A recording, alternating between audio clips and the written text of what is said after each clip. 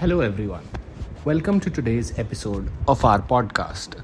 Today, we're going to talk about the life and great work of Nelson Mandela. He was a man who fought for freedom and equality, and his story is truly inspiring. Let's dive into his life.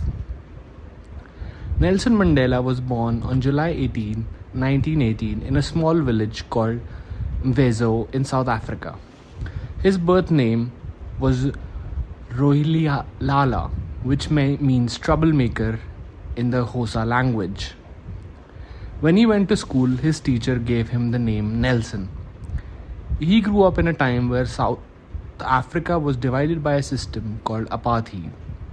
This system separated people based on their skin color and gave white people more rights than black people. Nelson was a smart boy and went to school. He studied law and became a lawyer. He wanted to help people who were treated unfairly. In 1944, he joined a group called the African National Congress, or ANC. This group wanted to end apartheid and make South Africa a fair place for everyone. Nelson and his friends worked hard to fight against the unfair laws. They organized protests and strikes to show that they wanted change. But the government did not like what Nelson and the ANC were doing. In 1962, Nelson was arrested and put in prison. He was there for 27 long years. During this time, he became a symbol of hope for people all over the world. People everywhere knew his name and supported his fight for freedom. Even though he was in a small cell, he never gave up. He kept dreaming of a better future for South Africa.